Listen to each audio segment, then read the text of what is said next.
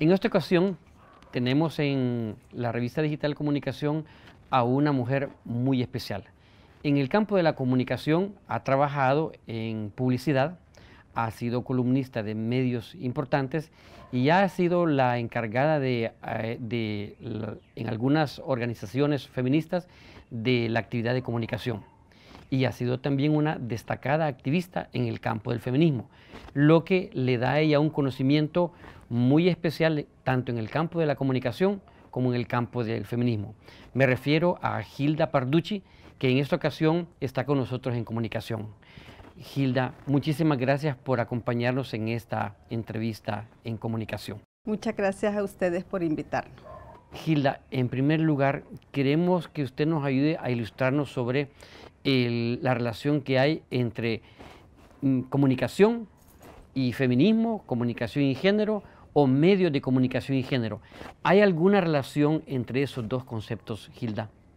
Sí, tendríamos que ver, bueno, el feminismo es una propuesta política de parte de las mujeres organizadas que a través de su historia han logrado visibilizar el papel de discriminación del cual somos sujetas, por una parte. Por otra parte viene el género. Esa es una categoría de análisis que se ha construido desde la sociología y que retoma, nos brinda todos los elementos que necesitamos desde el feminismo para analizar, entender y comprender y de esa manera poder hacer nuestra propuesta política. Y las comunicaciones que tienen que ver, pues sí, las comunicaciones es una de las instituciones más grandes, más poderosas, más mediáticamente más influenciables, que influencian mucho a toda la población. Y a través de ellas, bueno, se van construyendo, se van desarrollando, se van afianzando todo lo que plantea el patriarcado. No sé si queda clara la diferenciación, porque son tres elementos diferentes que todos se unen, ¿no? Entonces, ¿qué entendemos? Bueno, la comunicación es utilizada desde el patriarcado, desde el sistema de relaciones de género para construir, para fundamentar la discriminación hacia nosotras las mujeres. Pero, ¿cómo influyen los medios de comunicación en reproducir ese sistema patriarcal que tenemos en la sociedad actualmente? Bueno, veamos, como planteamos que desde el género se marcan una serie de variables, como es el hecho de que a través de lo biológico, de ser hombre y mujer, que somos distintos, somos diferentes, por los genitales y hormonalmente, o sea, y las funciones específicas que tenemos en la reproducción. Entonces, a partir de eso, se traspasa a lo cultural y se dice, somos diferentes, hombres y mujeres. Entonces, las mujeres al final nos designan una serie de trabajos que son diferentes a los de los hombres y allí se empieza a dividir. Y de repente empiezan a decir, bueno, pero lo que hace la mujer vale menos y lo que hace el hombre vale más. Entonces empiezan a darse las desigualdades entre hombres y mujeres, lo cual no tiene las diferencias, perdón, no tienen nada que ver con ser iguales o diferentes, porque usted es diferente que yo, pero en términos de derechos, tanto vale el hombre como vale la mujer. Entonces allí es donde llega el género a decirnos, miren, alto, aquí hay una diferencia. Y esa diferencia es la que tenemos que limarla. Porque a partir también de los derechos humanos, de irse dando cuenta en la sociedad, todas las sociedades, de que hay mujeres y hombres y que todos y todas tenemos los mismos derechos, allí se empieza a cuestionar la discriminación que de las mujeres se ejerce. De eso, bueno, tenemos la Declaración Universal de los Derechos Humanos que se da en 1948 y a partir de eso se van analizando y se van retomando las discriminaciones que se van dando en relación con las mujeres. Entonces tenemos en 1979 que se da la Convención para eliminar todas las formas de discriminación contra las mujeres, que es la famosa CEDAW, y ese que es como la Biblia desde las mujeres, vea, porque a partir de eso las Naciones Unidas nos dicen, aquí hay unas diferencias y hay que eliminarlas. Entonces vemos que esas diferencias, ¿quiénes son las que las sustentan? Bueno, se sustenta a través de las iglesias, que si usted analiza las iglesias son discriminatorias. Está en la escuela, porque los sistemas educativos en todas partes del mundo nos dicen, también refuerzan los roles. Tiene usted también en el ámbito local, las comunidades mismas, en lo cotidiano nos hacen se dan las discriminaciones.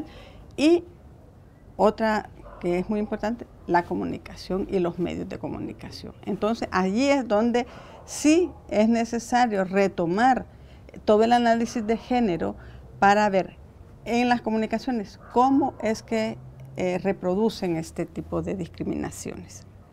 Y un campo dentro de las comunicaciones es el campo de la publicidad.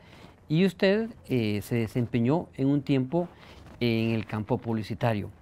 Tenemos algunos casos de la mujer como ícono en la publicidad. Recientemente hubo una polémica sobre la campaña de MD sobre una utilización bastante atrevida de la figura femenina para vender. ¿Cuál es su valoración de la utilización de la mujer como ícono en el campo de la publicidad con fines comerciales? Es que, bueno, como le decía anteriormente, cada institución en su espacio definitivamente van reproduciendo y reforzando y justificando que los roles que se han establecido se sigan reproduciendo, ¿no? Entonces las comunicaciones no se salvan, las comunicaciones siguen en esa corriente. Entonces las comunicaciones retoman todos los estereotipos que están determinados en la feminidad de las mujeres, porque ¿cuál es lo fundamental? Bueno, lo fundamental es que el patriarcado ha definido dos formas de ser personas, una que es los hombres y otra que es las mujeres. Entonces, a las mujeres nos han dado unos atributos, una serie de cualidades que las debemos de resaltar, y a los hombres les han hecho sentir otra serie diferente de atributos y cualidades que las tienen que resaltar. Entonces, lo mismo, tanto se encargan para resaltar la feminidad como para resaltar la masculinidad. O sea, el comunicaciones hace lo mismo con hombres y mujeres, porque también el sistema le conviene que se fomente y que se mantenga los dos tipos de hegemonía, ¿vea? La masculinidad y la feminidad. Entonces, en ese sentido, bueno, pues ellos simplemente reproducen lo que les han dicho y lo que nos han hecho creer desde miles de años, porque esto no es del siglo pasado, ni de la colonia, ni es desde siempre. ¿Debería de regularse la utilización del ícono femenino en la publicidad? Fíjese de que a través de todas estas series de luchas que hemos desarrollado desde las mujeres feministas, bueno, hablemos desde el sufragismo, cuando nosotras las mujeres no teníamos derecho a voz ni voto en las elecciones. Esas fueron luchas muy cruentas. El simple hecho de que una mujer del siglo XXI va y mete su voto, detrás de esa historia de poder meter un voto, hay mujeres... Una historia extraordinaria. Mujeres que incluso sacrificaron sus vidas. Sí. Y nosotros no podemos reír, que exagerado. No, así fue. Entonces, cuando vemos todo lo que hemos pasado, pues sí, para estar como estamos ahorita, siento que es en estos momentos estamos en un momento como de muchos más derechos, pero sí tenemos muchas cosas que Entonces, retomando, ¿qué es lo que se ha hecho a nivel legal, jurídico, a través de convenciones internacionales? Bueno, usted sabe, periódicamente se han estado haciendo las conferencias mundiales de la mujer, que fue la primera vez en 1975 con las Naciones Unidas declaran el Año Internacional de las Mujeres y de allí hacen la primera conferencia mundial. Entonces, de 1975, que fue posteriormente que se da la aprobación de la Convención de la CEDAW, hay un largo camino.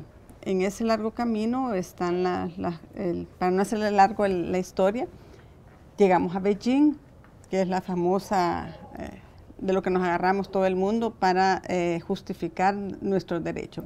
Bueno, la declaratoria de Beijing, en donde ahí se abordan 13 esferas de preocupación para las Naciones Unidas. Bueno, Naciones Unidas es el reflejo de todos los países que la integran, en donde una de las esferas de preocupación es las comunicaciones. ¿Qué es lo que les preocupa a Naciones Unidas en relación a las comunicaciones? Pues precisamente eso, que reproducen los estereotipos de las mujeres que van en detrimento del reconocimiento de sus derechos. Porque siempre nos mandan a la casa, nos mandan a la cocina, nos mandan como madres, que eso no tiene, yo no estoy cuestionando el ser madre, sino que el problema es que a las mujeres nos determinan que nuestro destino, que nuestro destino está en la reproducción y tener hijos. Y hasta ahí. Y todo el ámbito de trabajo, todo lo demás, es como subsecuente, pero no necesario, o sea, no es importante. Si no, tampoco se vieran problemas dentro de la educación, que también se ven que muchas mujeres nos cuesta llegar a esferas de más capacitaciones, ¿no? Entonces, usted ve que se van limitando de una manera bastante como bien concatenada, es como todo un entramado que nos mandan siempre a la cocina, a la casa, y eso es por una parte. Por otra parte también nos exigen que las mujeres seamos seductoras, que seamos siempre agradables, que consigamos, por decirlo así, consigan un hombre para que les dé cierto valor. Entonces todo eso es quitarnos nuestra capacidad y nuestro derecho de ser, simplemente por el simple hecho de yo soy mujer y tengo mis derechos y los valgo, pues, ¿me explico? Conocí un reporte que me impresionó mucho, en el cual Estados Unidos, a pesar de tener los medios de comunicación de mayor alcance en el mundo, ocupa el lugar 39 en cuanto a la menor participación de las mujeres en los puestos de poder. ¿Significa eso que los medios de comunicación pueden influir en limitar la participación de las mujeres en los puestos de poder, en los puestos de decisión?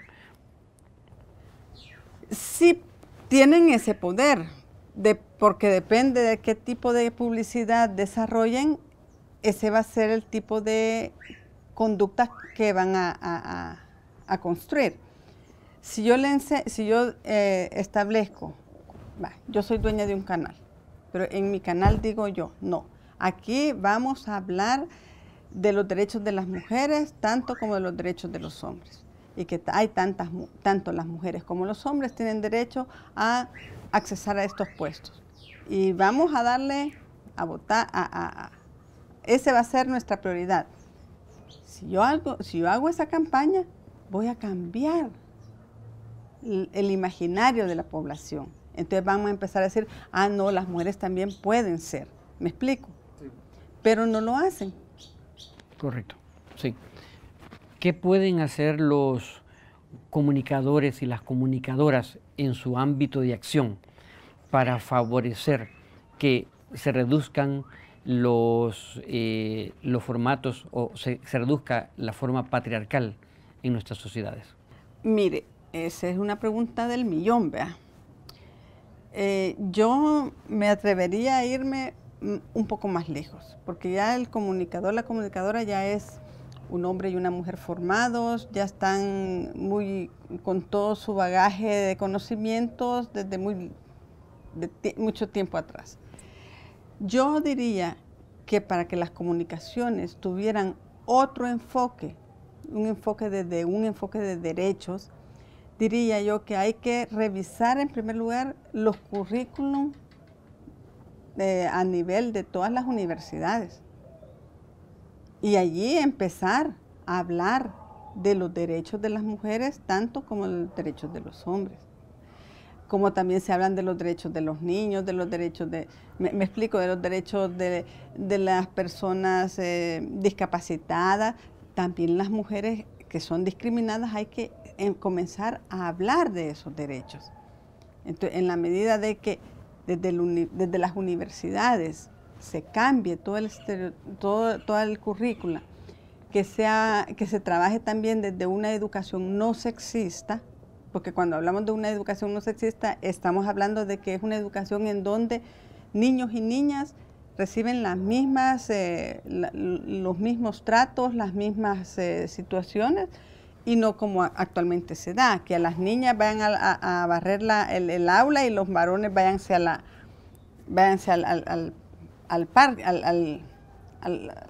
patio, vea, que eso se da, todavía se sigue dando. Entonces, para transformar todo eso empezaríamos desde atrás. Bueno, pero como ese sería el ideal. Pero ¿qué podemos hacer? Desgraciadamente yo le diría, bueno, formarse, empezar, no sé, que alguna institución a la que le corresponda empezar a formar, o más bien empezar a transformar las mentes, porque aquí no es de formar, aquí es de deshacer y volver a hacer. Tenemos que cambiar esa mentalidad. Entonces, por ejemplo, le voy a decir unos cuantos ejemplos y después le voy a retomar el caso de MD que usted me dijo hace rato. Por ejemplo, aquí cuando una mujer es asesinada por el esposo, muchas veces se dice crimen pasional. Y los medios así los sacan. Y pasional va implícito, podría ser que ella tuvo la culpa. Eso va implícitamente, porque desataste esa pasión, vea. Y no es ese. Jamás se puede decir que un crimen es resultado de una pasión. A una mujer la asesinan porque el marido sintió que el control al que él cree que tiene derecho se le había zafado. Se me salió de las manos. Bueno, yo puedo hacer lo que quiera. Porque asesinan a las exesposas, a las exnovias, a las que son esposas, pero yo creo que puede estar haciendo algo que no es lo correcto o lo que a mí me parece que no es correcto. ¿Me explico? Entonces lo que se está cuestionando es el poder, porque en el fondo de todas estas relaciones el problema es la relación desigual de poderes. Así. Y diga. No, es que me estaba acordando del MD. El tema de MD, sí. Ajá. MD ha sido por ejemplo, yo recuerdo que desde las feministas, y le digo las feministas a nivel regional, porque la verdad es que el feminismo está a nivel mundial y todas las organizaciones de mujeres y feministas estamos de una u otra manera relacionadas, conversamos, pero recuerdo específicamente una campaña de MD que empezó a salir en toda Centroamérica, que era aquella famosa campaña que salía, que el resultado es que la mujer la mataban. Entonces al final salía en una ¿cómo se llama esa? De las medicinas legales, sí, donde hacen las autopsias, sí. La mujer así, como una viñeta y sus zapatos. Sí. Entonces decíamos, pero eso es una apología de la muerte. Sí. Entonces empezamos a mandarnos, intercambiarnos situaciones y al final nos pusimos de acuerdo. Y en toda Centroamérica empezamos a bombardear. Al final, la bendita campaña desapareció. Porque además, yo en ese entonces, en una de mis columnas, hice referencia a ese anuncio. Y me busqué en ¿cómo es el de publicidad, que es el código, no sé si es el reglamento de publicidad, en donde dicen que no se permiten mensajes discriminatorios. Y eso era discriminatorio. Entonces, tienen unas leyes, tienen unas reglas, unos reglamentos que no se respetan tampoco. Porque todos los medios de comunicación están de acuerdo en que no se utilicen ese tipo de mensajes. Entonces, un poco como que jugamos a una regulación que no funciona en la realidad.